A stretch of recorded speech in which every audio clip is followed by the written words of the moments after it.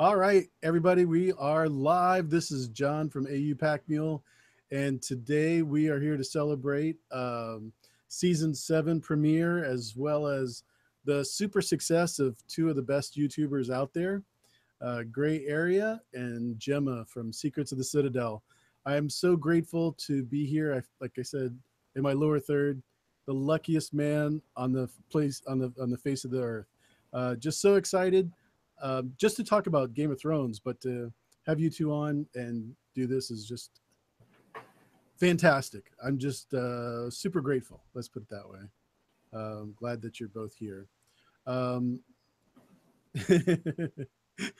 so the first thing I wanted to say is congratulations to Gray for coming on. I'm glad that you're able to be here. And would you say hello to everybody in the chat, please, before they Oh, explode? all right. Let's see who's in here. We have let me go at the top. Let me start at the top. Okay, we have Iron Trone, Rich Shatwell, Maria Lind, Cameo, uh Kelly Lossman, Scott Teeny Productions, Renee M, Sheeta Aurelia, Sir Lieutenant Giles or Sir LT Giles.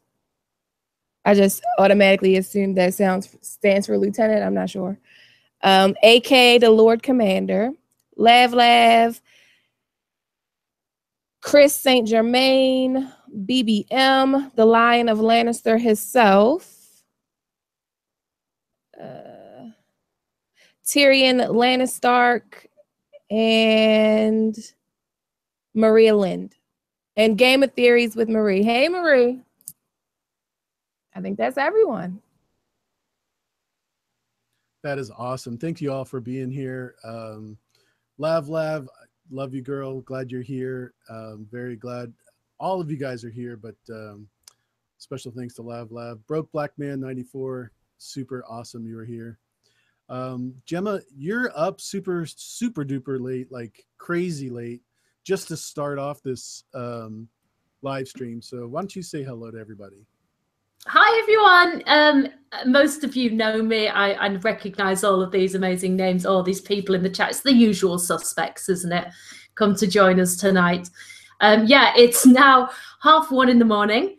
I'm trying to get onto some kind of American sleeping pattern because Game of Thrones is aired at 2 a.m. in the morning here because it's streamed at the same time that you guys get it, and obviously I have to watch it the second I can. So I'm trying to get into that pattern. I've been napping. I've been having what we call nana naps during the day to try and keep me up. So yeah, I'm doing my best. So bear with me if what I say is a complete load of twaddle. It's because it's 1:30 in the morning. So, give me a break. Yeah. Half load of twaddle, man. I do not want to see that anywhere.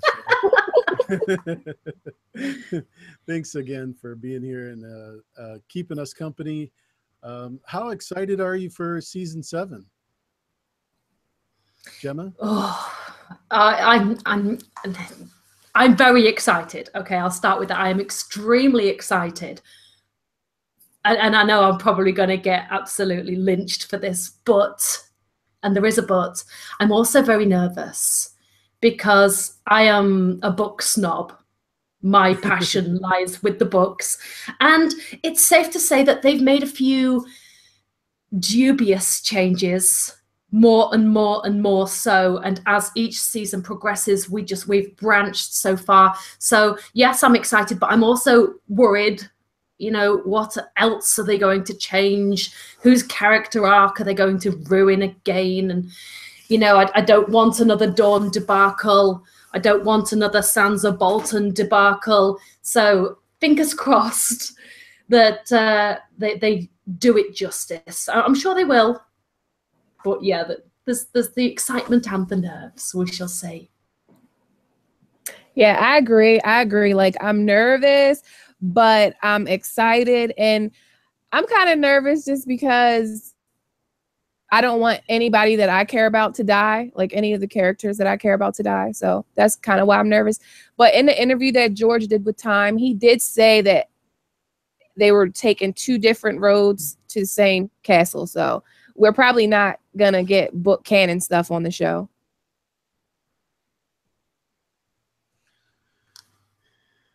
Yeah, that's a pretty exciting video you released yesterday. And that's one of the things that scares me about this season is that we don't really know what's going on, do we? I mean, we're all book readers. We all think we know. I mean, you guys have done more videos than anybody combined in regards to knowing things. But I feel like Jon Snow, I absolutely know nothing. So why don't you tell us a little bit about the video you did yesterday? Fire whites.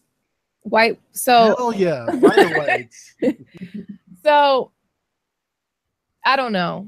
So yesterday, George dropped an article, or Time dropped an article interview with George, and basically he was saying that Beric was resurrected by fire, and he's now a white animated by fire.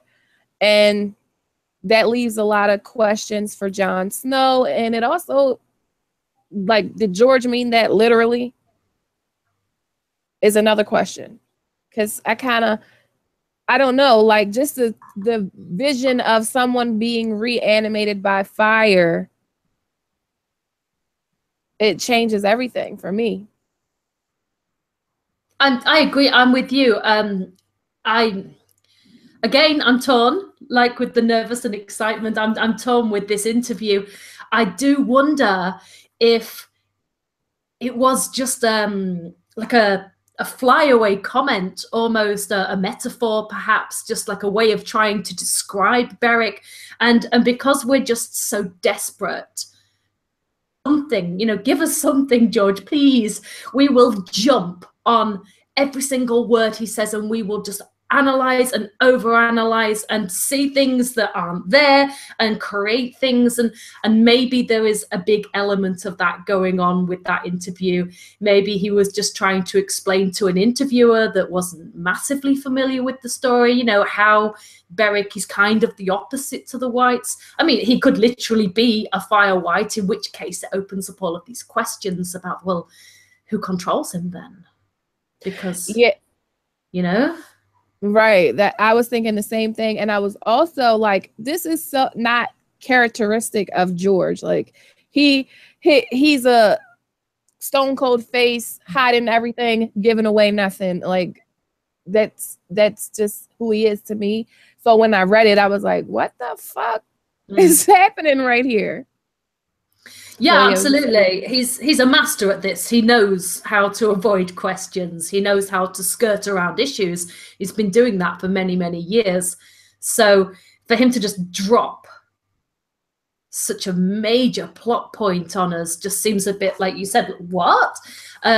Which leads me to believe that he was probably just building up some hype for season 7, trolling us. I don't think Beric is sort of controlled by some great fire other. I think it was more of a metaphor, but I'm probably wrong. I usually am. So we're all usually wrong at some point. He's possibly trolling us? Is that even considered? Oh, yeah. Yeah, he does that all the time. He loves it.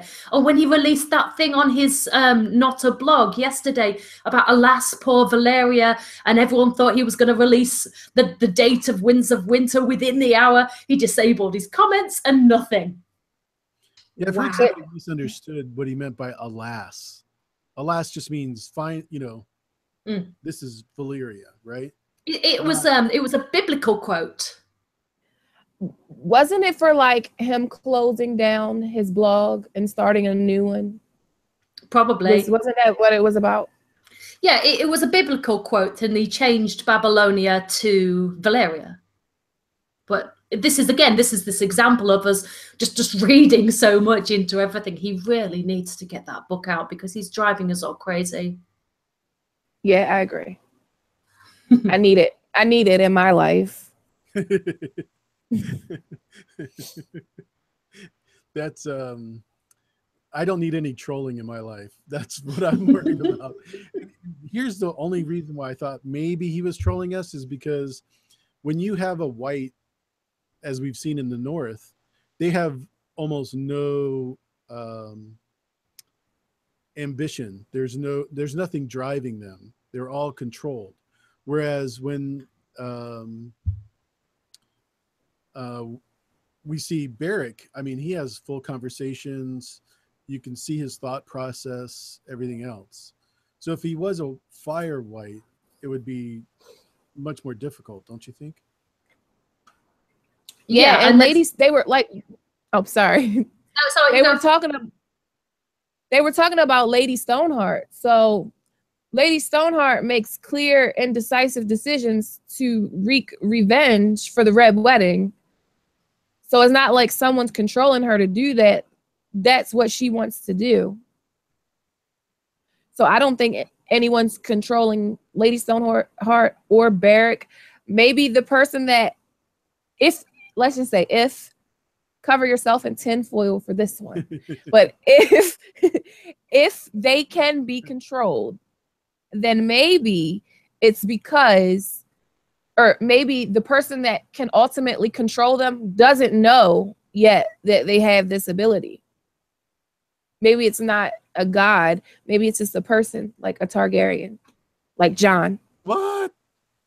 What? Explain, Lucy. So if you think about it, are so much like White Walkers. They're just opposite, where White Walkers are ice, Targaryens are fire. White Walkers have pale blue eyes, Targaryens have purple eyes. They all have, like, White Walkers are described as beautiful in the books, Right. but like hideous monsters.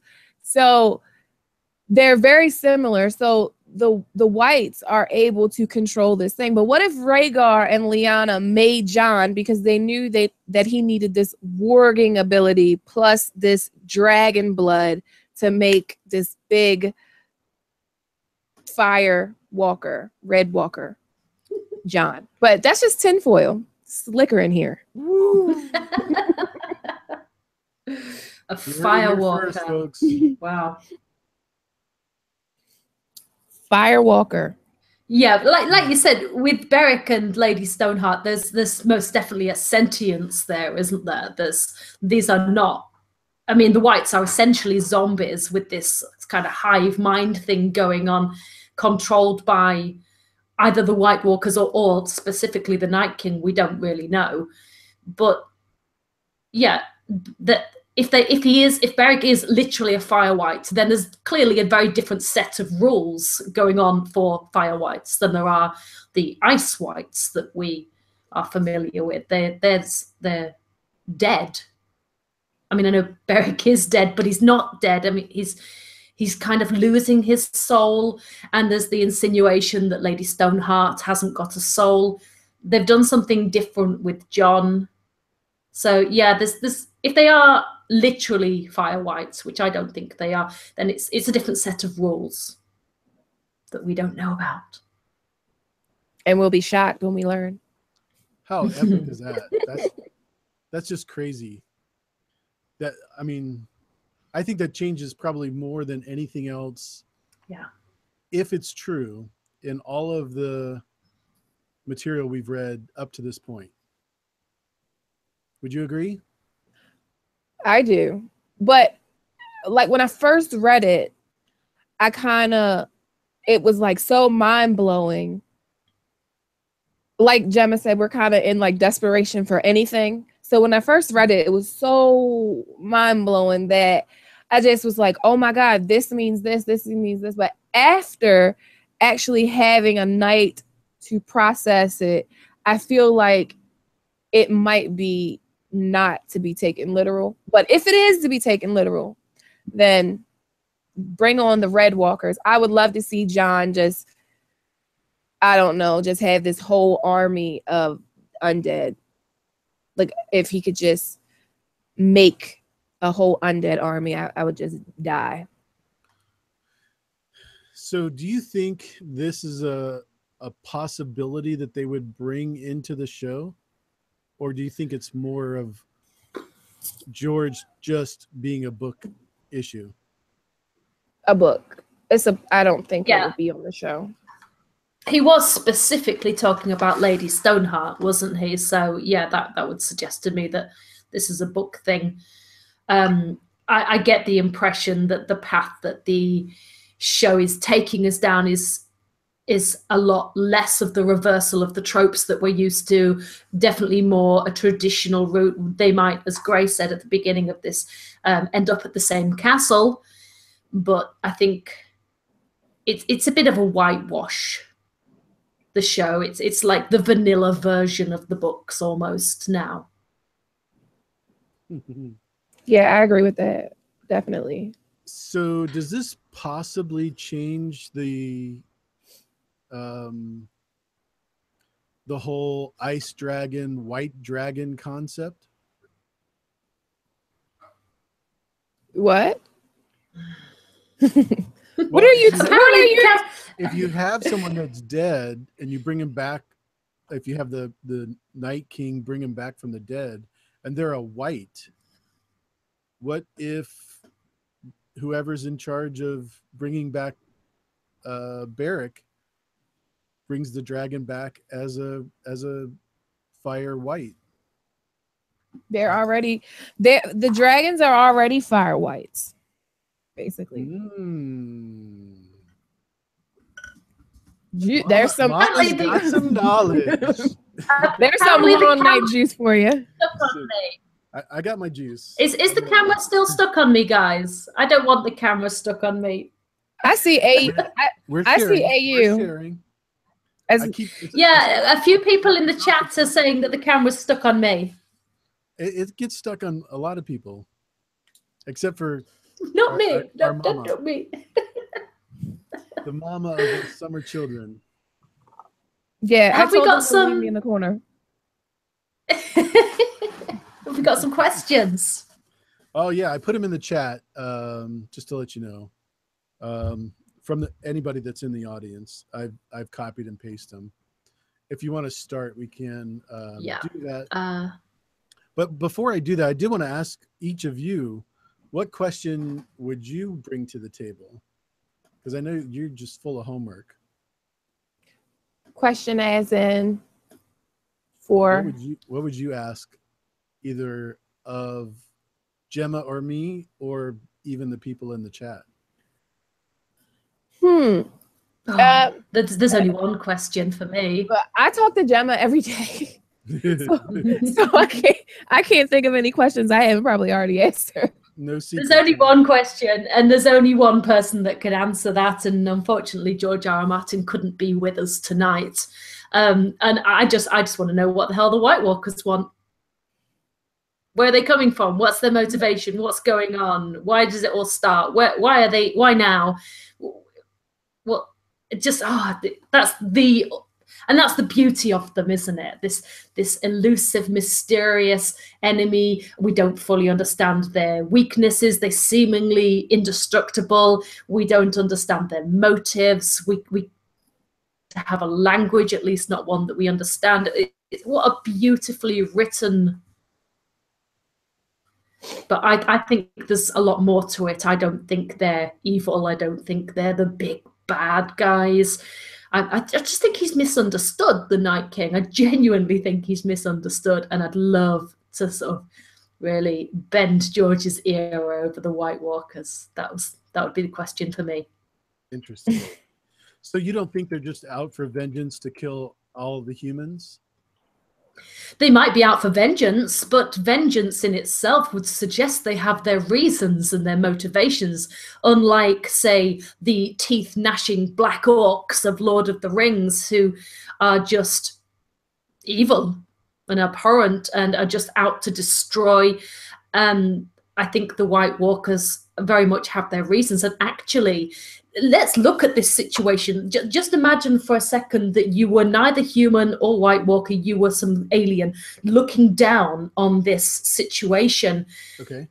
And the humans behave disgustingly in this world. The way they treat each other, the things they do to each other, they are certainly no better than the White Walkers and what they're doing. We're just seeing this from a human perspective. So the assumption is the humans are the good guys and the White Walkers, because we don't understand them, they're alien, that they're obviously the bad guys. And actually, Walkers need to triumph to get rid of the scourge that is humankind on this planet. Little controversial. But... You know who you sound like? You sound like George R.R. Martin. That's probably how he's looking at it. That's probably how he's writing it. You have it all figured out.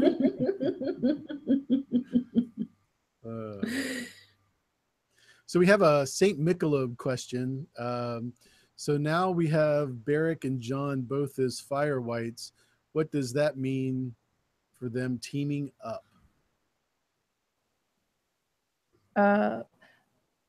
Beric may be able to shed a little light to John that Melisandre couldn't shed. Yeah, no pun intended. But he may be able to kind of help John understand, because John wasn't understanding anything Melisandre was talking about. And he might be able to understand Beric. Like, John is like, what kind of God would just bring you back and kill you? And Beric can say, hey, that's nothing. I've been killed 9 times. Like, I'm a cat. I've been killed 9 times. So he might be able to kind of shed some light on that for him. Yeah, we know Beric and John are going to get together. We've seen that in the trailers, haven't we? North of the Wall. We know that's going on. But I had this thought the other day. Them all be obviously. Can you remember in The Walking Dead when they kind of smother themselves with gross, dead, yucky bits to kind of pass off as walkers, and they walk through? And I'm like, well, Beric and John are dead, so what if the whites were just all like, hey bro, and just kept walking, and they're like, I'm here to fight you guys, and it wasn't until the White Walkers come in and go, oh, guys, can you like totally attack these people, please? And oh right then. I just had this thought, you know, what if they just ignored them because you're dead, you're one of us? Maybe tinfoil. Does that explain? But that explains the trailer. I was just gonna ask that. Yeah, perfect. Exactly. Go ahead, Gray. Oh, I was just saying that's the only comment I had. I can't add anything, so it was amazing. I mean the part in the trailer where Jon Snow. Explain. Okay, so the part in the trailer where John is kind of standing there with his back to the camera, and like all the whites are kind of just standing there looking at him, and he's just fighting one-on-one with someone. So they might not even notice that he's a human because they might think he's one of them. Maybe. And that bit in the trailer, it's not explicit that whoever John has just pummeled with the hilt of Longclaw, it's not explicit that John's even being attacked. It looks like he's just putting someone down, whether we don't know if that's a white or a person. I saw on Twitter earlier on, someone suggested that it was Tormund turned into a white, and John didn't want to kill him, and and I was just like, I can't read this. I refuse to go there. No. Yeah, me too. I love Tormund. No. So I just wanted to say, before we go any further, I wanted to say hi to a couple of people in the chat that came on. Plexi Bertrand, who I haven't seen in a minute. Don of Ice and Fire, Don Willie, thank you for being here. Alicia Kingston, I don't know if we said hi earlier, but hello, Alicia, thanks for being here. Cardinal Doomsday, Tyrion Jr., I think we said hi to, but thanks again for being here. So many people, so thanks for joining us. Epic live stream with 2 of the best YouTubers out there, so I'm really glad that you guys are here. I have another question from This one's from Steph Q. Steph, I'm sorry. It is Q&A.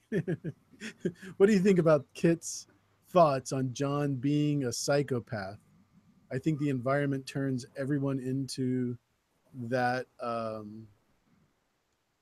e.g. Sansa, I guess, for example, Sansa at least John is doing it for the right reasons. I don't, yeah. Girls, you have any suggestions? They're all Wait. products of their environment, aren't they? Jaime Lannister's the biggest example of that. He is the monster that everybody tells him he is. And these are the characters George writes, aren't they? They're products of this horrendous world around them. So yeah, can't really blame him for getting a bit jaded.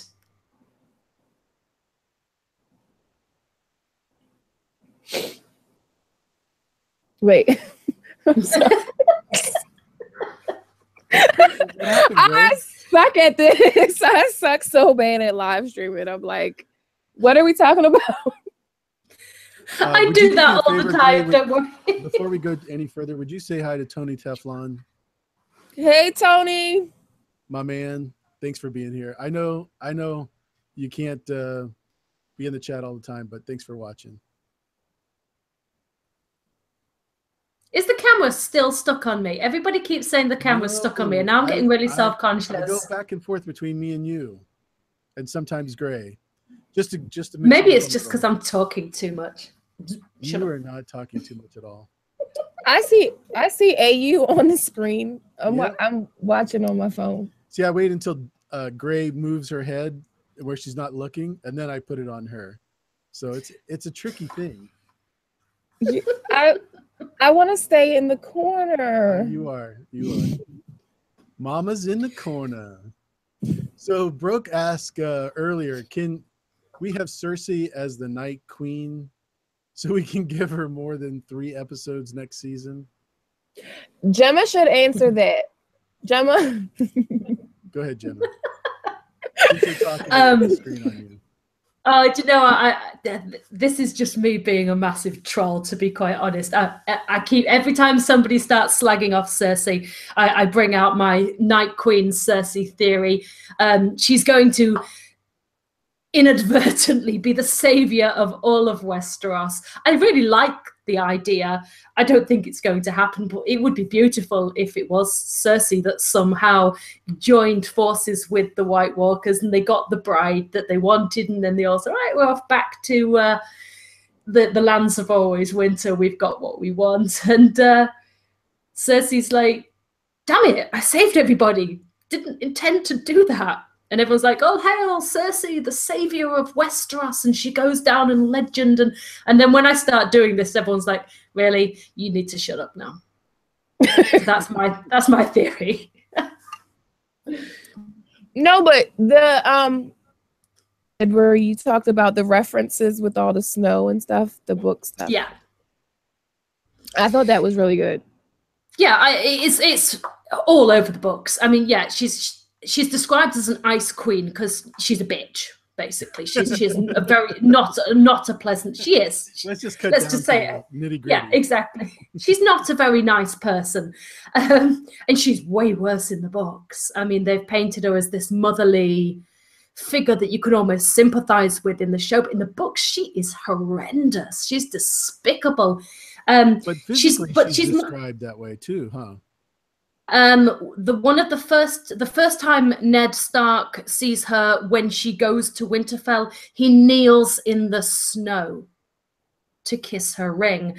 And throughout those first couple of chapters, we get a lot of snow and ice imagery, but it surrounds Cersei.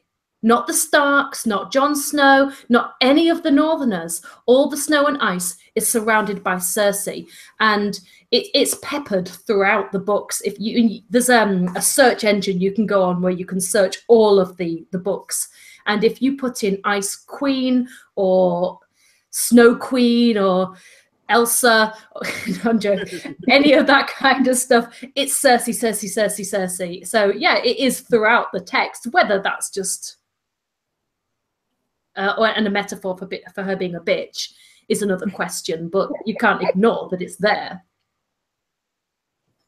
Yeah. Say that.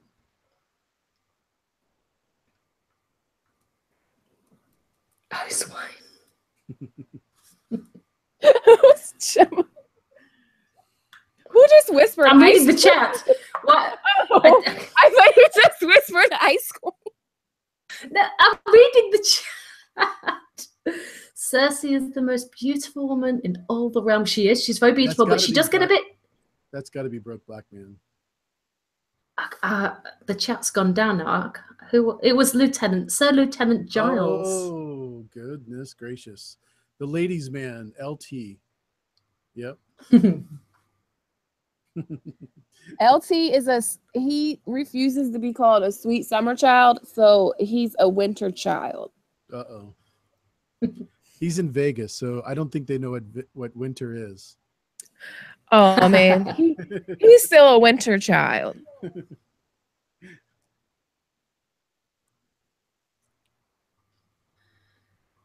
Shall I read out the question from Maria Lind? Sure. Yeah, absolutely. Like that question a lot. If Jon is a warg and a white, could he warg the kings of winter from the crypts? Cool if Jon meets Lyanna. I could talk about this all day, but you go, Gray. No, you need to take one. Okay. So we know Jon needs to go down there to the crypts, and everyone thinks that it's because his mom's down there. There's a dragon egg, or there's a tomb with his real name on it. But I think that he needs to kind of animate the dead kings of winter and have his own undead kings army, or kings of winter army, lords of Winterfell. Like, could you imagine getting like Ned back, Brandon, Theon Stark, Brandon the Breaker, like all these, and maybe like Arthur Dayne. They're not in the crypts, but you can go south and get them. Well, it's funny you should say that, because you did a video where Jaime was actually in a dream after he slept in the on the weirwood stump, and he thought he was in the Casterly Rock underground there. But have you ever thought of that being in the crypts of Winterfell? The reason why I've never thought of it because when have we ever heard of anything underground at Casterly Rock? Well, the caverns under the rock. Just House Rain and the Gold, isn't it? I was going to say, we haven't heard of anything under Casterly Rock itself, right? It's all been either at there's like holes carved into the side that go to the surface. I don't know. I mean, doesn't Tyrion talk about playing around in caves and lighting fires or something? Yeah, they're called the bowels, aren't they? The bowels of Casterly Rock, and they kept lions under there. But I don't think we're talking like proper underground. Right. I think that's like the lowest levels as far as, or like hobbit holes, right? Yeah, exactly. Expanding on this Kings of Winter question, I love this. I did a video about 6 months on this, and everyone thought I was insane. But the more I look into this, and like Gray said, there's all these things that are under Winterfell. There's going to be a wedding cloak. There's going to be a harp. There's going to be dragon eggs. All these things that we've theorized that are going to be in the crypts of Winterfell. And the video I did was saying, hang on, guys, what about what we do know is there? There's so much there that we know for a fact is there. And that is 8,000 years worth of the dead, hardened northern kings of winter with iron swords. And some of them are so old that they didn't even have iron then. Doors are made of ironwood, which I suspect has its own magical properties. And I think the wall was built to keep things out, but the crypts were built to keep things in.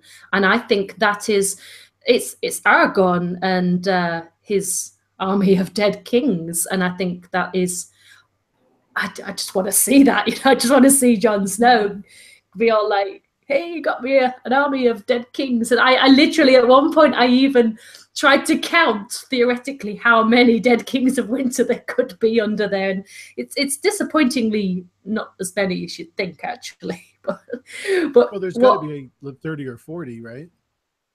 Oh, I got to more like 200. Okay.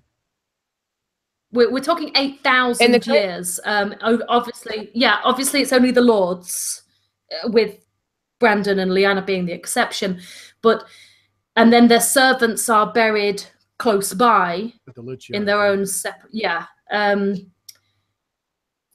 So yeah, I think I'd got to about 220. Originally I had this mind of thousands and thousands of them, but yeah, 220 is still cool. It's enough. It's enough. Yeah, it'll do. I mean, what the heck? But when you were saying Jamie was in there, I don't think Jamie should be in there, because he, like, the way the swords are, like, I think that represents no guest right. So if you aren't a Stark, you really don't belong there unless a Stark brought you there, I would guess. Like, because Robert goes down there, but he goes down there with Ned to visit Lyanna. But other than that, that could be why Jon and Littlefinger get the arguing, because there's no guest right. Right.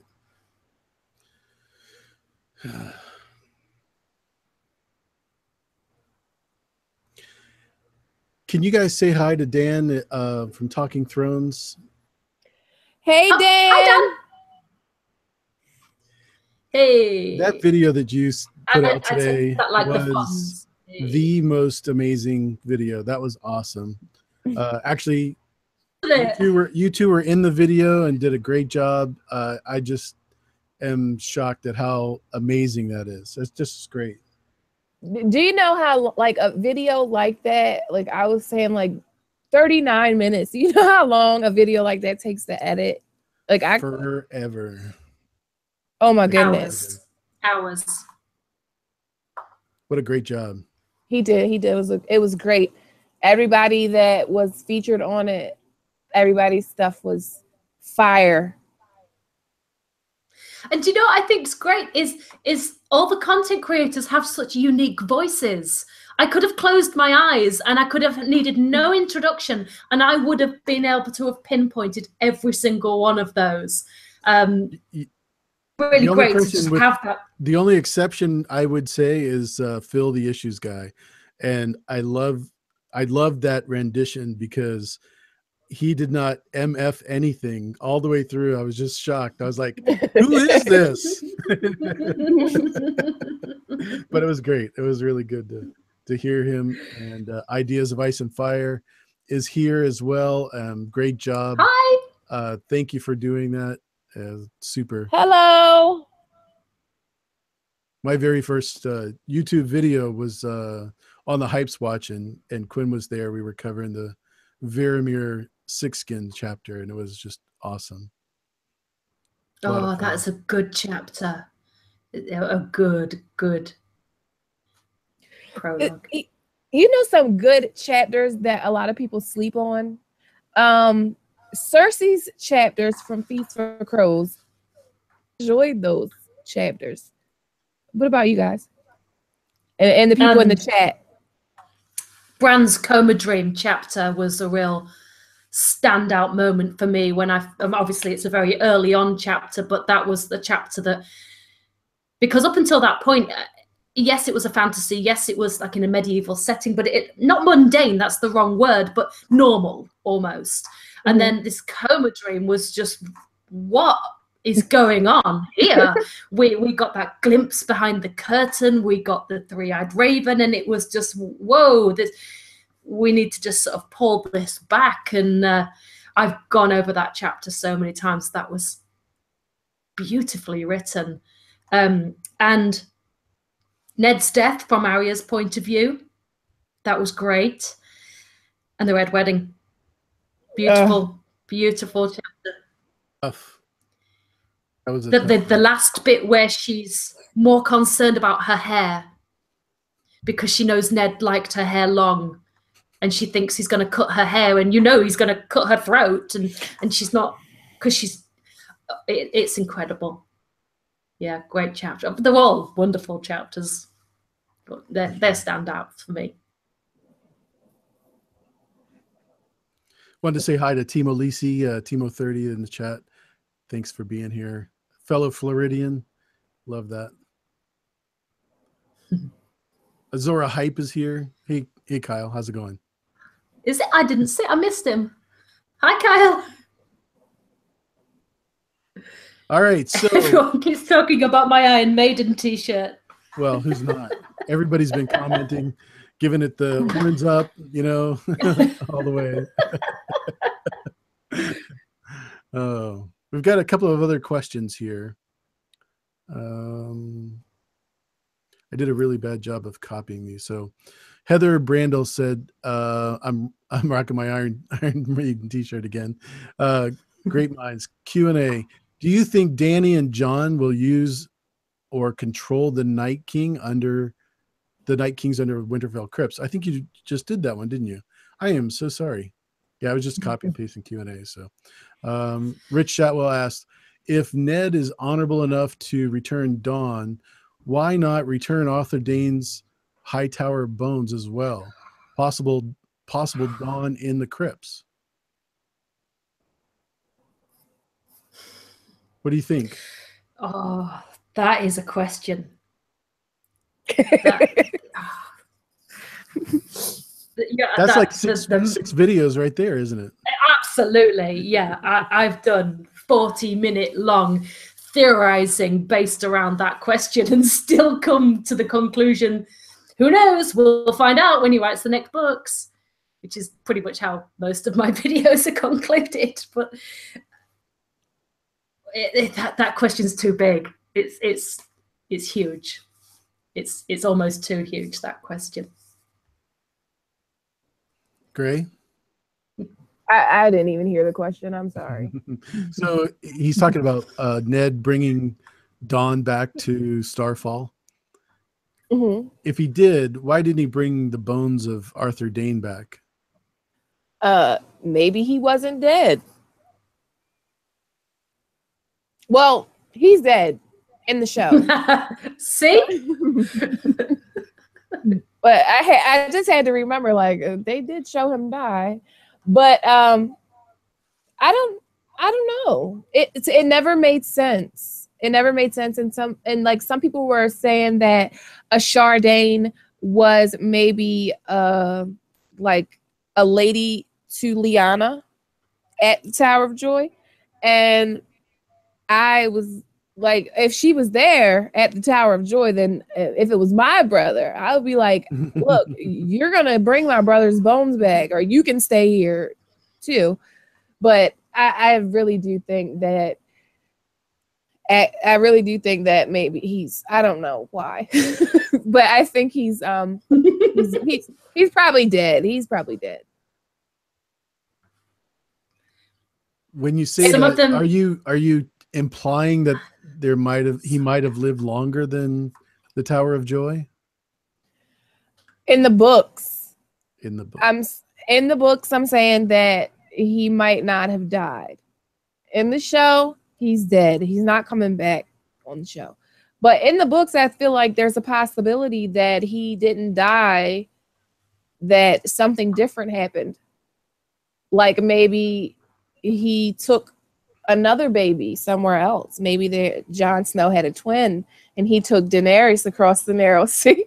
Cover yourself into.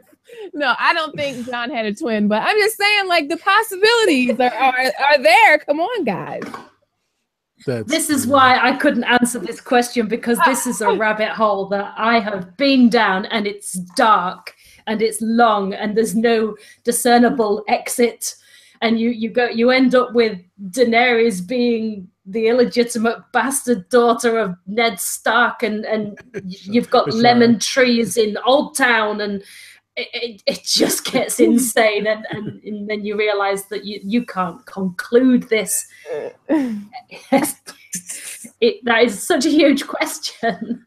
It really is. So since we're talking about trolls earlier, do you think Dan and Dave were trolling us when they did the whole "I wish you luck in the wars to come" with Arthur Dane, with the guy that was, and I'm trying to stage this. I'm not trying to get the names correct, but the guy behind him was in red hair, and then you go to the north where you have Mance saying the same thing with the guy behind him in red hair. I mean, it just seemed so eerie. What? You lost me, AU.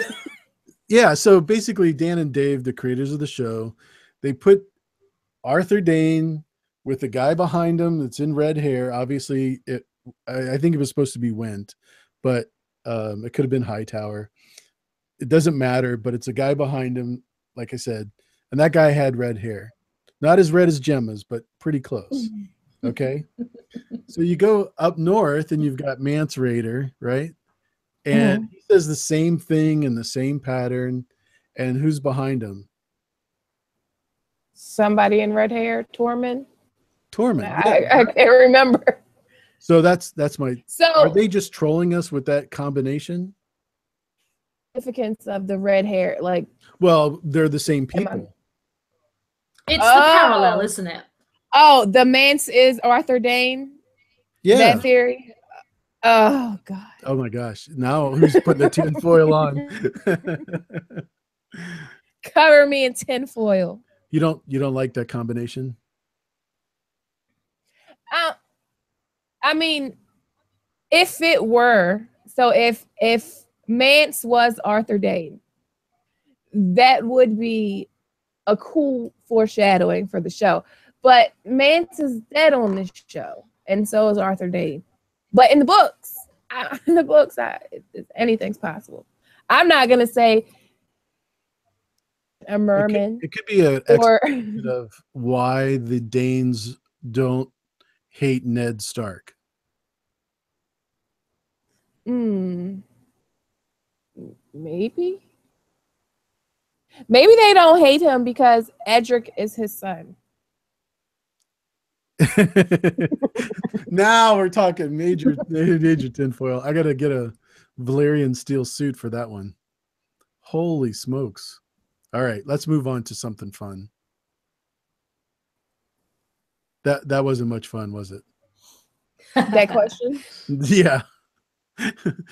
we're gonna move on from that that theory and go back into season 7.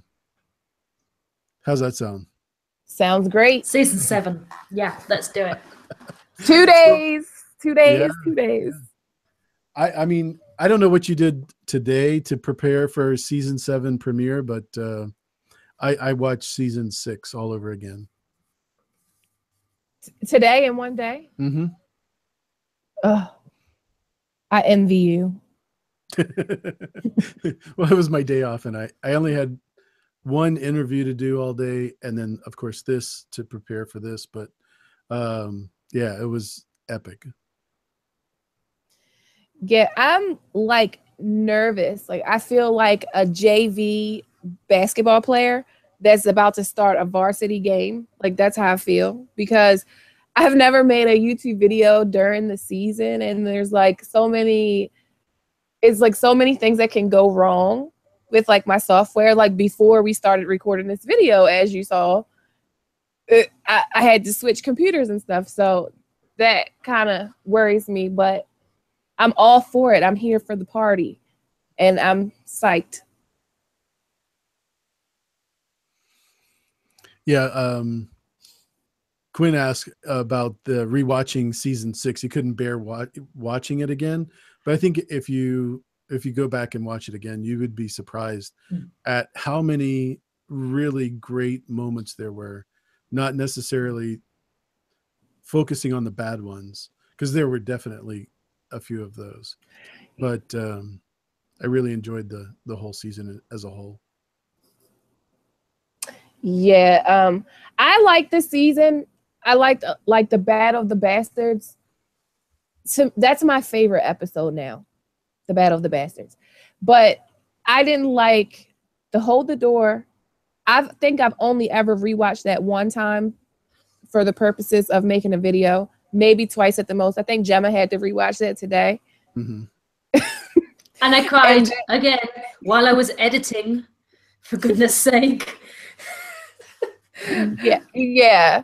So that, and then Prince Doran, like the whole Dorn thing is it. I love the show, but the whole Dorn thing, like the stabbing of Prince Doran and like Ariel Hoda being killed by Sand Snake with like a fucking butter knife, like I that did blow me. It blew me. But like the rest of the season made up for that. That was their abandoned storyline, wasn't it? They got done so horribly, horribly wrong. It was, they changed characters, they omitted huge characters, point of view characters, Ariane. And then they turned Ilaria Sand into this character that she wasn't, because they wanted to showcase a particular actress. And they just got that massively wrong. And this is why I'm nervous, because it's not the Aria Waif Terminator chase thing. That was horrendous. Sansa, her entire Veil arc, Dark Sansa, and it appeared that at one point we were going down that route, and then there was this, I don't know, a U-turn perhaps, and yeah, there's a lot.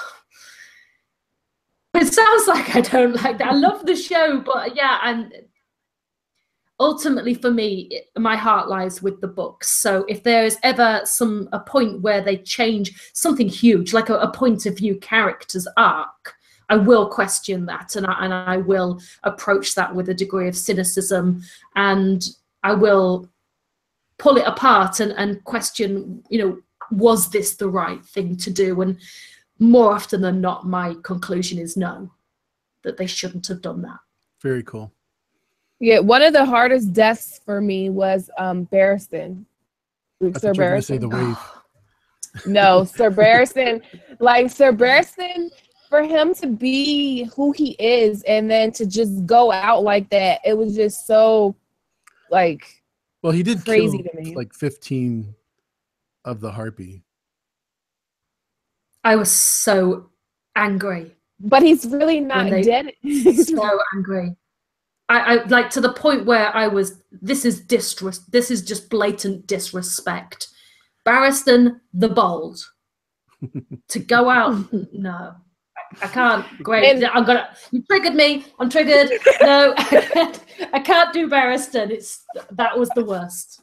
That was the worst. Everybody put #travesty in the chat. Lexi got it right for sure. Yeah, I thought for sure, Gray, you were going to say that your worst death was the waif, because that was funny. Not at all. I'm just kidding. Yeah, that was pretty good actually. Yeah, I didn't mind the waif dying. So what was yours? What was your worst death? I've been saying this for as long as I can remember. The Red Wedding, when Talisa was killed with the baby, was just, to me, like, I don't even know how anybody could do that. I mean, it's one thing to kill, the family members, et cetera, but when you start killing pregnant women, it's just too much for me. Shireen was probably the second. Shireen. Yeah. And that was on Shireen. That was on today too, so that's probably right.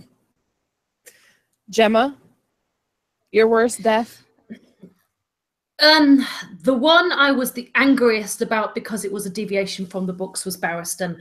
The one that I was the most disgusted by was Shireen, but the one that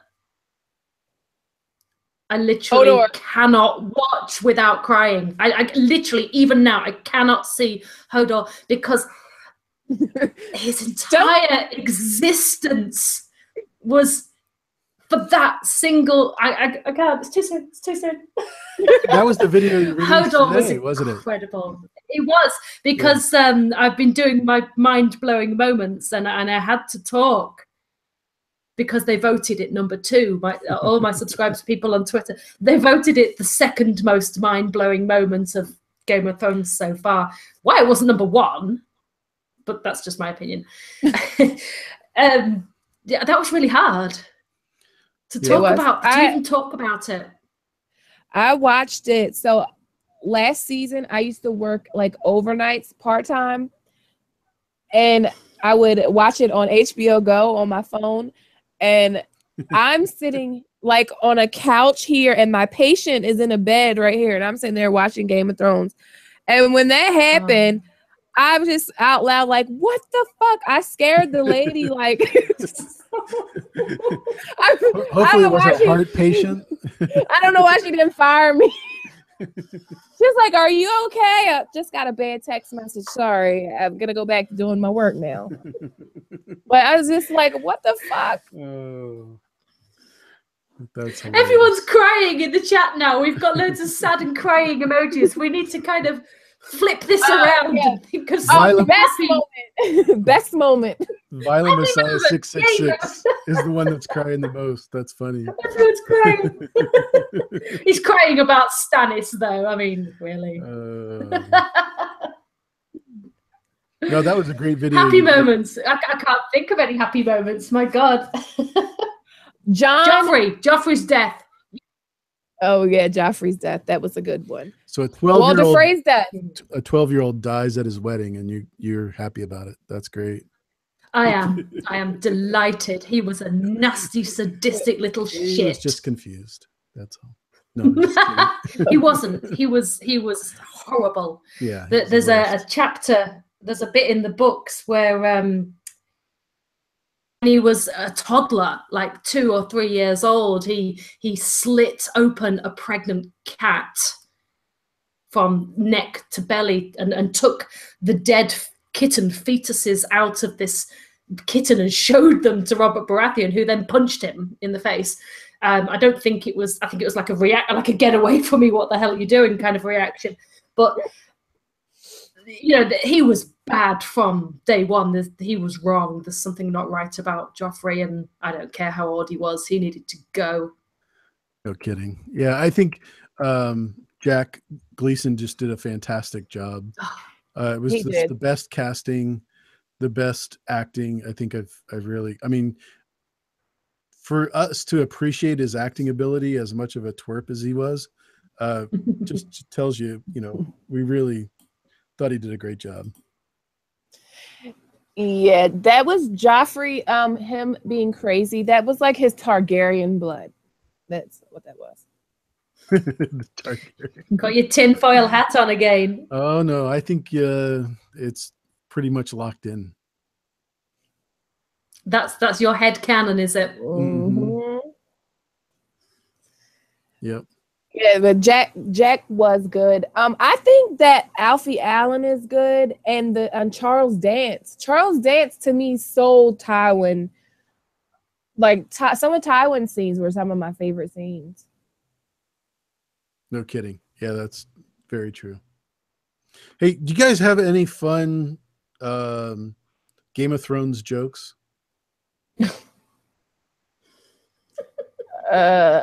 From 1 to 10, from 1 to 10, if you have a headache, I'm not good at jokes. Never mind. How good are you at keeping promises on a scale of Ned Stark to? There's loads of those, isn't there? Yeah. Yeah. How much do you, on a scale of 1 to Sansa Stark? How much do you regret your first crush and things like that? Yeah. From a 1 to Oberyn, how's your headache? Right. The Excedrin man. Do you know, one of my favorite scenes ever, and it's such a sublime, subtle scene, is you remember the scene where Tywin sat at the head of the table and they all come in, Varys and Littlefinger, and Littlefinger kind of moves ahead and tries to sit in a prominent position, and Varys is just looking on in Like, what the hell? And then Cersei comes in and she moves and she sits herself next to Tywin, and Tyrion's just stood there. And then at the end, Tyrion drags that chair across the floor and parks it like this at the head. Like, Tyrion can play the Game of Thrones. That is such a sublime and hilarious scene. It's the best Tyrion scene for me. I love it. So do you know what kind of car Tyrion drives? A scooter. An Impala. Oh God. That's terrible. Isn't that the cheesiest joke I ever? I mean, sorry, I couldn't help myself though. Couldn't help myself. Well, I have a question. Yeah. Because I don't have the answer to this, and I bet you guys might have the answer to it. At Tywin's funeral, his body stinks so bad. I don't recall getting an answer to that in the books, but his body was like supposedly terrible. Was it because Tyrion shot him in the bowel? I've heard two theories. The first is the most obvious and most popular, is that Oberyn had been slowly poisoning him over a period of time, which was one of the reasons why he was on the privy in the first instance. But people go to the toilet whether they've been poisoned or not. So, but that it was, right? Some. Yeah, exactly. And the other theory I've heard is that the sisters that had their tongues removed from House Duskendale, when Aerys and Tywin had the whole Defiance of Duskendale incident, there was two sisters. They weren't killed. They had the tongues removed out, and they were given over to the Silent Sisters. And the theory I've heard is that those two Silent Sisters did something with Tywin's dead body as a final defiance of Duskendale. And I actually really like that. Oh yeah, I like the option too.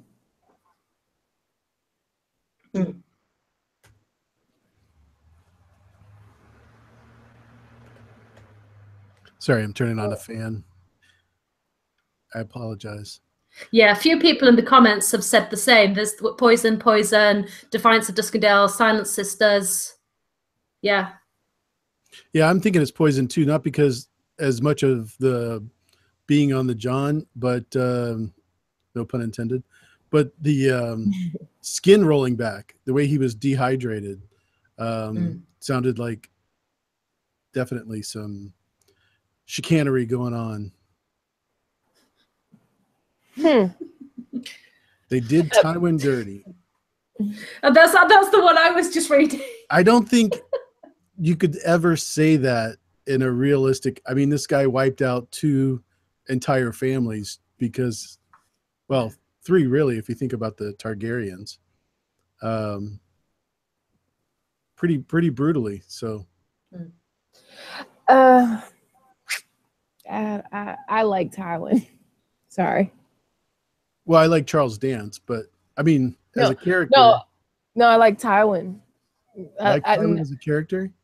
Yeah, I feel like when you go to war, you can't be like a humanitarian or anything. You have to be at war. So Tywin not being merciful and just doing whatever he has to do to advance his family or to win this war, I don't think that's a negative trait. I think that's actually a positive trait.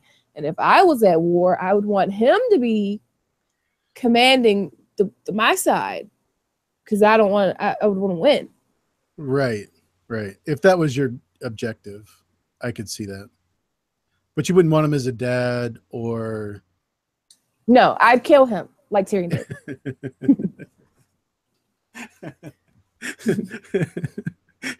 That's for sure. Yeah. Very good. So one of the reasons why I wanted to do this video was originally it was supposed to be a celebration for Gray's, what was it, 5,000 subscribers, and then and then it became 10,000 subscribers, and now she's at 30,000 subscribers and No, 40,000 subscribers. I no, mean, no. all you do is snap your fingers and it just jumps to another 10. It's amazing. So I just want to say congratulations to you and all of your good work. You've been doing great as far as the content, and I just love hearing your videos. You just do a great job. Thank you. I am not the only one that thinks that. I do have a couple of people that have sent in videos that want to share that, and I'm hoping we could do that now if you don't mind. It's fine. As if you're not blushing enough, right? Right. Okay, I'm going to do that as we speak. Here, bear with me just a moment. You better not make me cry.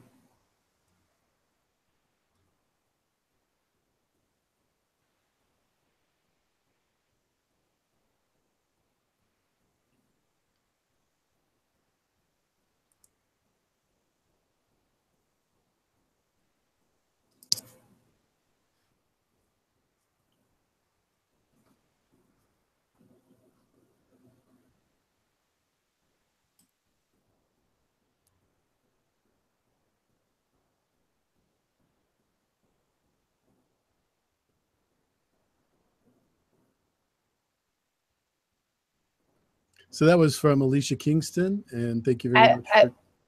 I didn't hear anything. You didn't hear anything at all? No, did you, Gemma?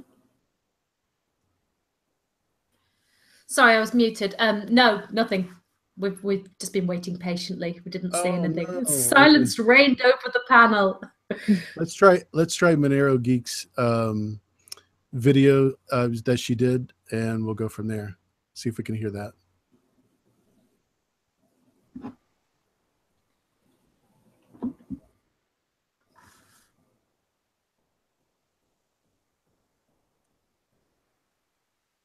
I don't hear anything. No. Oh no. Well, that's terrible. I'm sorry. That's all right. Oh, what a shame. So basically, Brandon from Brand the Builder, also Monero and Alicia Kingston did videos for me to play today, and yeah, so we all wanted to thank you for. Thank you so much, guys. I appreciated you making me a video. It's so sweet. I love you guys. You did a great job.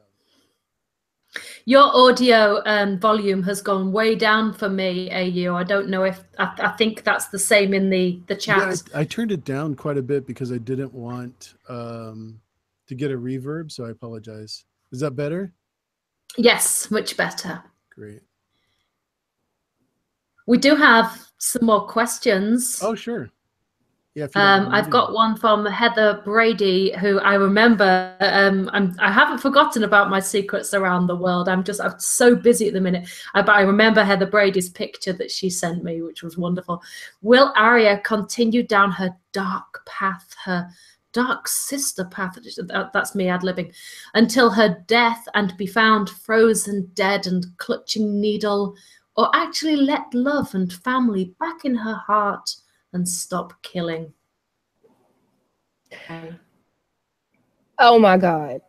I've been triggered. Aria, I knew it. That's why I asked you. Aria is not gonna die. She's not gonna die. That is the one character. That is the one character that you do not have to worry about dying. If Arya dies, George's wife will divorce him. Like, his wife loves Arya that much. So if he's willing to risk his third wife, you mean? His third wife, you mean? You got a point. Yeah. You got a point. You got a point. He might really love this wife. You know, this wife might be irreplaceable. But I don't think I did like the idea that if Arya dies, she lives out the rest of her life inside of Nymeria, like Jon might do with Ghost. I'm okay with that. But when people start talking about Arya being in the snow, frozen with needle in her hand, Get the chills. People didn't say that. George R.R. Martin, Jon Snow through George R.R. Martin said that. That's where the quote came from. He didn't say that. She's not making it to the end. Yes, she is. Yeah, she might end up in Nymeria, like you said. Wouldn't that be a fitting end for Nymeria to be that lone wolf? In answer to Heather's specific question, will she continue down her dark path? I think she will. I personally, and I might be wrong, I think she's too far gone. She's wow. She's done some shocking things. Yes, it's justice or vengeance or retribution, but just wow, you know, she's clearly a traumatized young girl, and this. Yeah, I think she has some. I think so too. Sorry, just because I know his wife says Arya's his favorite character, but I don't think George R.R. Martin cares about that. Yeah, he probably doesn't. But she's my favorite character, and I care about it. And I don't want her to die. And I'm gonna start a change.org. I'm gonna start a change.org petition. Let me put it like this. Okay, everyone's been shipping Arya and Gendry. Okay, and you know, one day you're going to grow up and marry a lord and live in a castle. No, that's not me.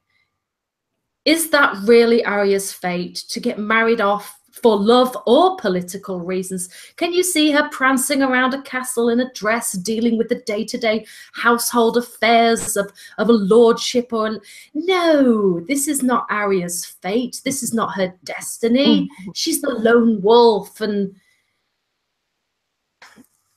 I can't see her. If she ended up married off, I would be really disappointed. Really disappointed. I agree. If she ends up married off, I'll be disappointed. But she can just go ahead and be the lady of like the Dreadfort or something and live happily ever after. Flay people for fun. But she would. I think, you know, one of the things that we talk about a lot is George's not copying, but mimicking some of the other stories. Like Gray always talks about the Norse mythology, and Lord of the Rings is another one of his things that he copies a lot of. Do you think Arya is a lot like Frodo Baggins, where he's been tormented so much that he can't stay in Middle Earth? He has to go, you know, on the ship. Something like that. She's gonna go west of Westeros. That's her ending. That's the ship she's gonna be on. Yes. and George will name the ship something clever, so we'll know. So we'll know she's going west of Westeros. It'll be called Maui Bound. No, it'll be called like Nymeria something. No. Okay. So yeah, good question though. She's definitely darker than most of the other characters as far as making that change, right? Yeah. No. She's not darker. She's not darker than Cersei. She's not darker than Tyrion. To me, Tyrion is darker than Arya. Tyrion's killed his father, wants to kill his sister. Like, I think Tyrion's darker than Arya. In the books, he wants to do a lot more than kill his sister. Yeah. He's really dark in the books.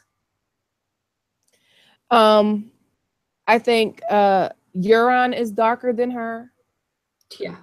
I mean, I don't think she's too far gone. I just feel like she's a little girl and she's had to like go through all this stuff that a normal little girl like wouldn't have to go through, shouldn't have to go through, couldn't survive. If I had to go through that, I'm dead. I'd be dead like back with the tickler and all them. I'd have been dead then. I'd have died then. So I mean, Quinn has just said Arya literally prays to death and recites names of people she wants to murder, which is a valid point. But people that killed her family or did things to her that are unspeakable things. If I was Arya, I want to know why do you think that's bad? No, I'm just kidding. Is there a difference between justice and retribution and vengeance? What she does isn't justice, it's vengeance. But she doesn't understand it because she's a little girl. Yeah. But it is definitely not justice. But she doesn't understand that. Look who trained her up, the Hound and and the Brotherhood Without Banners and Jaqen, or the Kindly Man, she Assyria. That's the only positive person that she had in her life besides Ned. Ned was pretty positive. But I don't think she's too far gone, and I don't want to talk about Arya anymore because I'm getting sad. Because if she dies, I will literally call out from work for 3 days. I'm that invested. Yeah. I'm that invested in Arya. That's awesome. We've got another question. I think we should move on because Gray can't cope anymore. Let's ask Gemma about Jon Snow. Let's ask Gemma about Jon Snow's death. Do you know what? You know I am literally in love with the fictional character Jon Snow, and I am not ashamed to admit it, but I don't think he's going to live. So you like 15-year-old boys? I'm not in a river in Egypt. No, all right. So the fictional character on the show who is most definitely 100% a man. Okay. He's a man. He is. He's hot. So he's Kit. Gemma, was that from all? Oh, is this a Kit thing, or is this a? Yeah, no, I've got all misty-eyed. You might want to give me 5. Yeah, no problem, no problem. So we'll ask the question from Scotty 16976. I hope that's the way you say it. Q&A: could the Night's Queen be under Winterfell? Well, if you see my video on Arya and her end game, you definitely know that that's what I think. So why do they call Winterfell Winterfell? That's what I'm saying.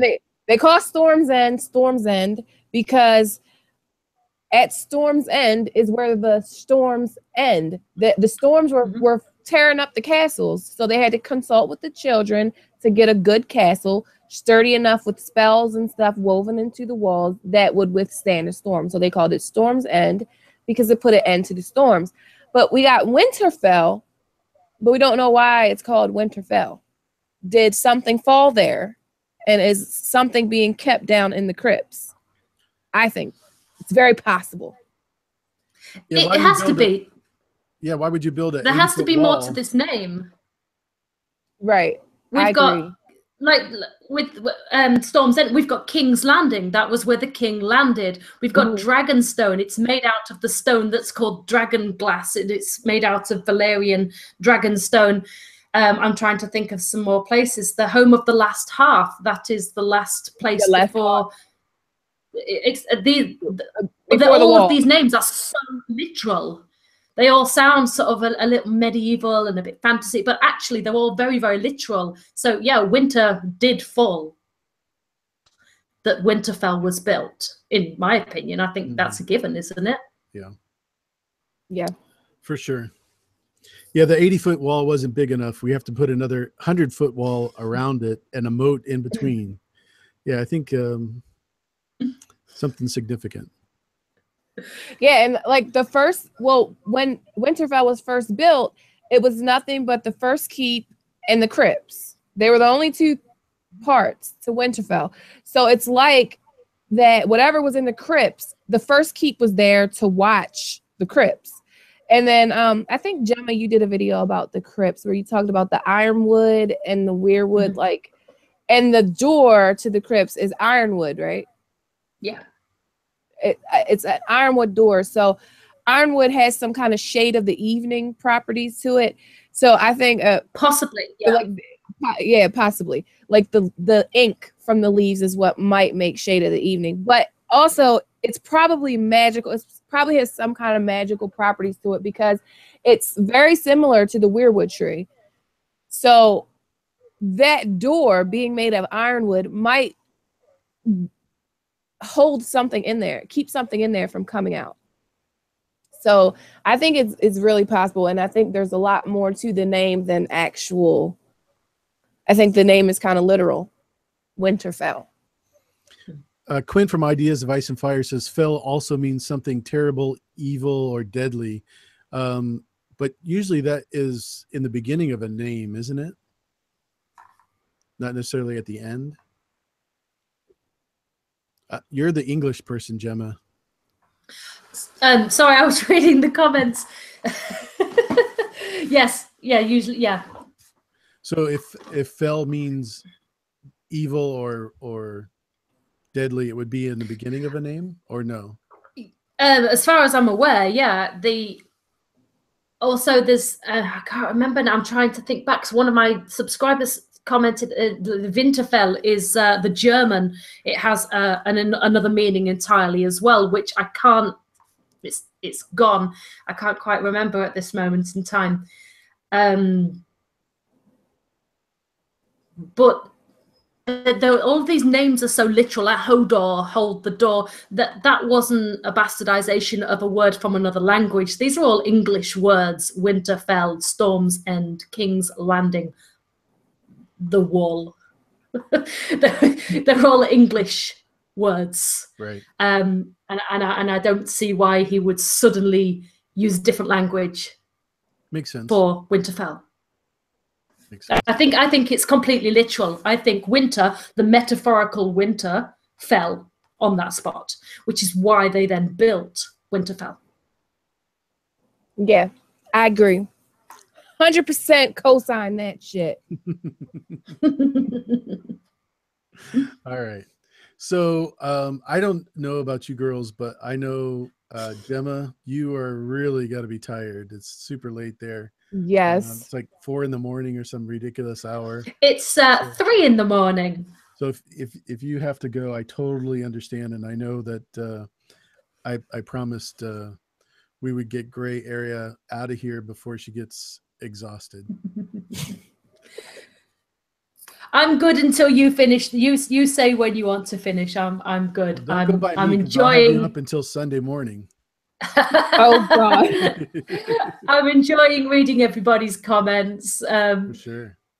Cammy just said, let me scroll up. Where did she? Lol, AU, you're the English person, Gemma. She is. What gave it away?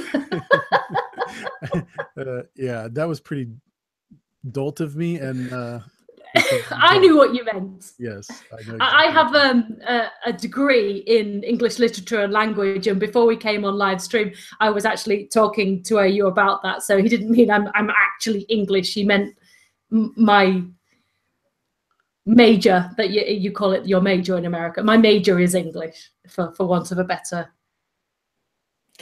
Yeah, she's a wizard. Gemma's a wizard. Like, I don't even know. A wizard. Gray, are you good for staying for a little while, or do you want to? When I'm good whenever Gemma is ready. I want to be considerate of her. So whenever, just let me know how much longer you want to go. Like I said, I'll have you here until Sunday when Game of Thrones starts.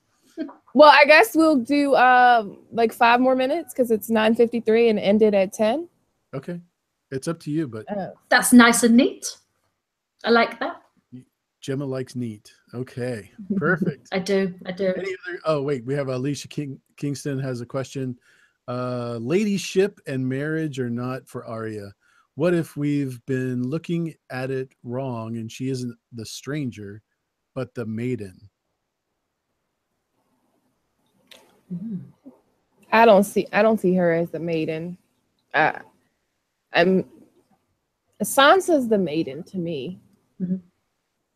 Because she hasn't been raped by Ramsay Bolton in the book, so she's still a maiden.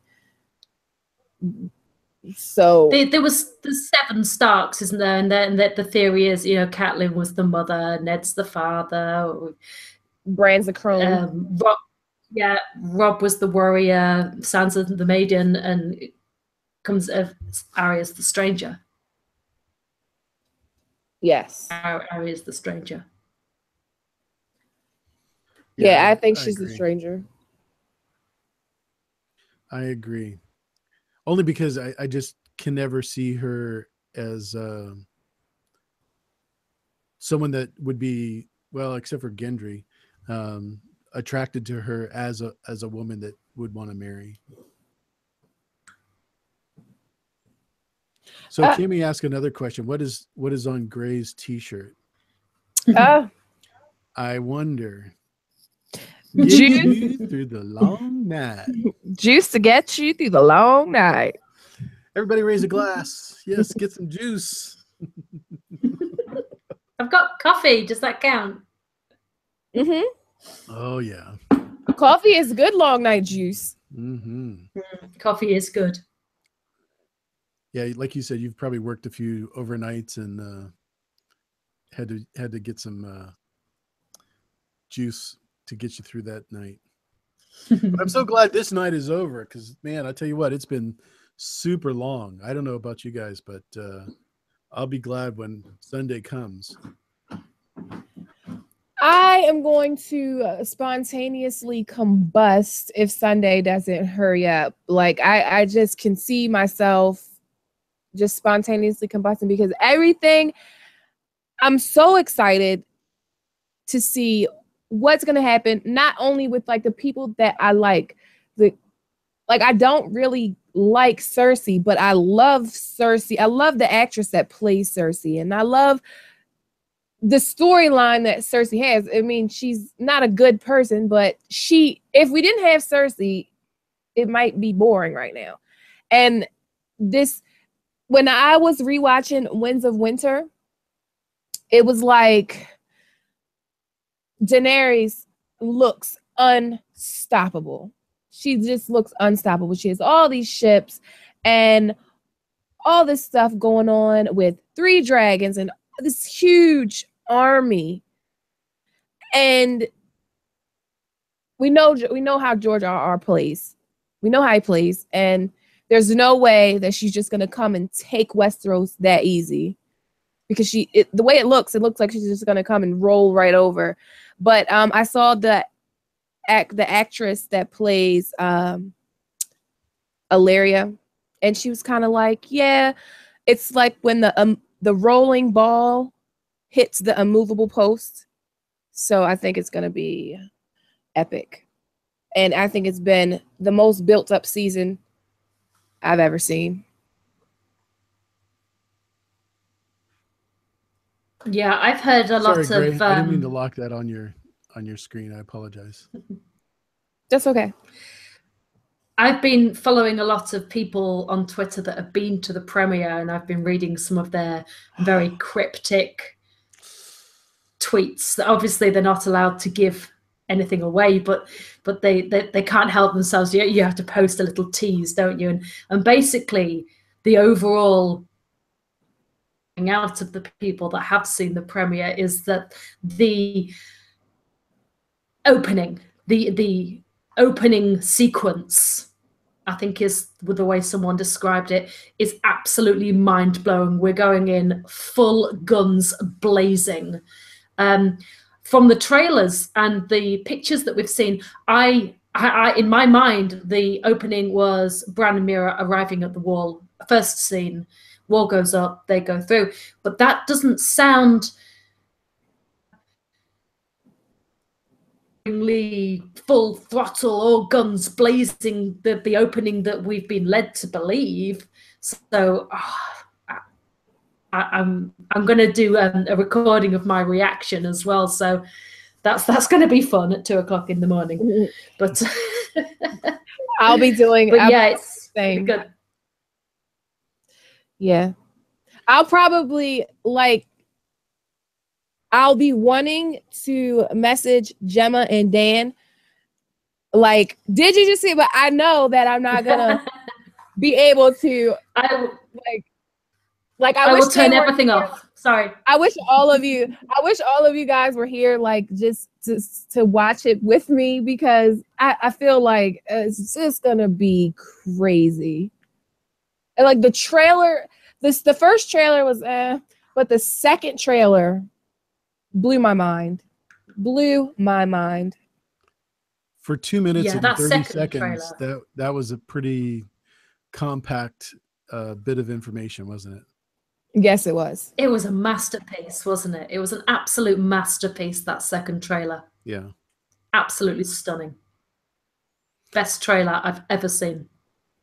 So Yeah, if it you was could really write one of good. the shows, what would either of you want to happen in this season? Tyrion riding a dragon. Oh gosh. That's just my wish list. I don't think that's going to happen. It'd just be really cool. I just really want Tyrion to get on the back of the Viserion and be all like, woohoo, dragon. Yeah. So is he going to get a mini dragon, or is he going to get one of the three? Viserion is Tyrion's dragon. Okay. Perfect. No, I gotcha. I think what did you want to know, like what I want to see most this season? Well, if you could write an episode, what would you make happen? All right. I hope you guys got some time. Let's talk about it. First, we would start resurrecting people. We're gonna bring back Ned, Rob, Catelyn. She can stay dead. We're gonna bring back Arthur Dane. We're gonna bring back Lyanna. We're gonna bring back Rhaegar. We're gonna bring back Grey Wind. We're gonna bring back Rickon and Shaggy Dog and Summer. We're gonna bring all the dead people back. And then we're just gonna, at the end of the episode, we're just gonna be like, psych, tune in next week for what's really gonna happen. That's what I would do. I would totally troll. So basically, Bran wakes up from his coma and it was all a dream. Exactly. No, I will riot. I will get pitchforks. Get the town folk. Yeah. Yes. Speaking of Bran and what happened yesterday with George's interview, is it possible that he actually died? Bran? In the fall? Bran in the fall. Yeah. When he was pushed out the window? No, I don't think so. Who would have brought him back? Who was his resurrector? I don't have the answers. I just got the question. This stuff that happened yesterday is just blowing my mind. So it could be anything. Yeah, I'm still digesting all of that, to be quite honest. That was some really potentially revealing, game-changing stuff, which, like we said at the very beginning of this, Gray said, that's just dump all of that in that manner. It can't be. He's a pro. Yeah, I had to go back and think about it. Like, either he made the biggest mistake. It's like looking at it like you look at this leaked plot. So everybody saw this leaked plot come out. Now I was the one like, oh, this is a troll, and you don't have to leave because I'm not going to talk about what's in the leaked plot. So this is spoiler free, but everyone was like, this is a troll, or this isn't a troll, or so it's like that. So it's either the biggest leak of all time from HBO, real. So that's the same as with George. So it's either the biggest leak of all time from George, or it's not real. That's the only way. That's the only. It certainly does make a lot of sense.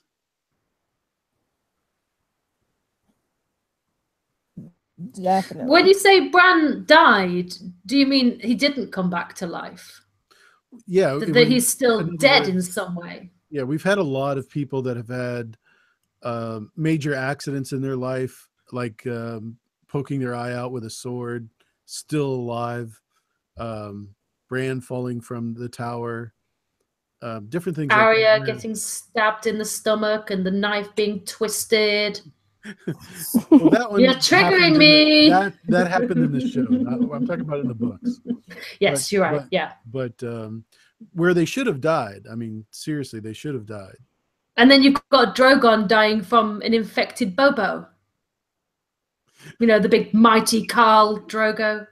Yes. The mosquito bite. Exactly. Yeah. That's a totally different resurrection, isn't it? Oh yeah, yeah. Yeah, that was so Drogon was not a fire white, was he? Drogo was a sand white. Oh my god. Earth white. Does that mean Theon and Euron are water whites? So you've got to remember in the Walter books, Whites. Walter White, yes. Oh Jesus. Catch me. He's on meth. That's how he got resurrected. That's where the blue eyes come from. It all makes sense. We called it. You heard it here first. Walter Whites. And Earth Whites. Earth Whites. Earth White. Sorry, guys. Like, you know, like Earth, Wind, and Fire, and all that stuff. Yeah. That was a good band. Oh my God. Lord. The wheel. So I was basically saying in the books there was a lot of talk about Mary Mazdur's healing was the heat, the fire, and that's bringing up Drogo makes it interesting, because that could have been what who's the Archmaester that was there that taught her? Marwyn. Marwyn, yeah. It could have been what he used or what he taught her. So wait. Pull out the 10. So Drogo back and he is fire white. But no one cares about him. The Lord of Light needs Daenerys to move on from there, so he doesn't animate him. He just lets him lay there. To do, yeah. Quinn's just come up with pretty much where my thought train was going. Mira Mazdor didn't heal Drogo; she poisoned him, and I think she did. Well, that's now he will mount no. He will burn no cities to the ground. Now he. Oh, Rhaego. Yes, but I think part of that was just the utter decimation of Khal. You know that Khalasar, and that was always her plan. It was revenge, wasn't it? She'd already been raped. Her village had been torn down. Children that she'd healed had been murdered. Her family had gone. Her friends were gone. Yeah. Kind of understand why she would be a bit pissed, to be fair. This rabbit hole is getting deeper. Oh, it always does. This is the problem, isn't it? Yeah, this is definitely the problem, because we don't want to stop. It's bedtime. Speaking of bedtime. Yeah, we're 8 minutes over. I hate to stop, but I do want to honor your time and just want to say thank you for being on. Really do appreciate it. Gray, would you like to say goodbye to everybody?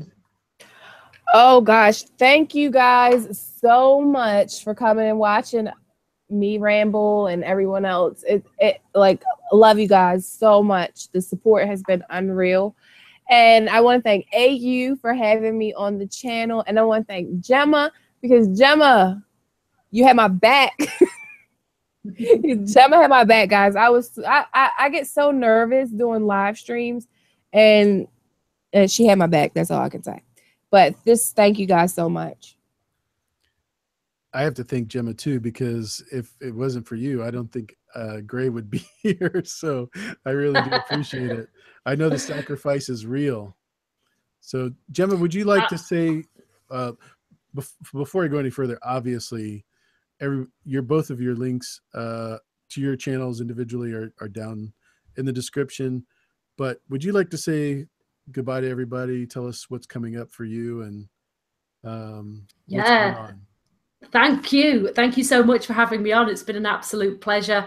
This for me is what this is all about. You know, basically the situation is this. No, I literally have no one in my real life that cares about Game of Thrones in the way I do.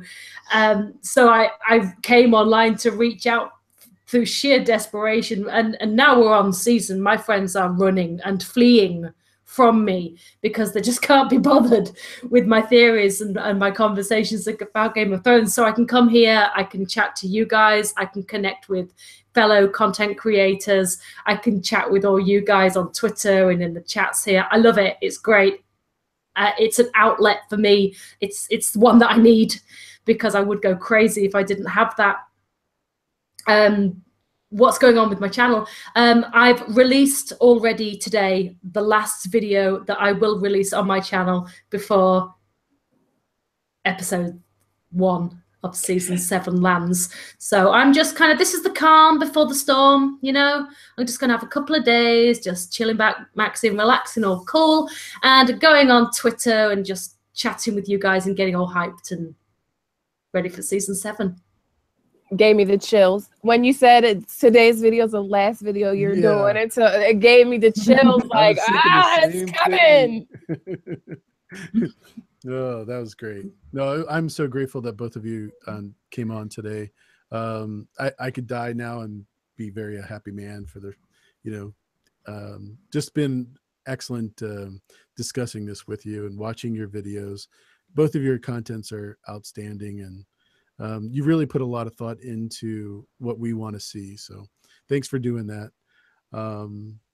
On that note, I will say goodbye, but looking forward to next week when we can all watch your videos again. God bless you guys. Have a great night.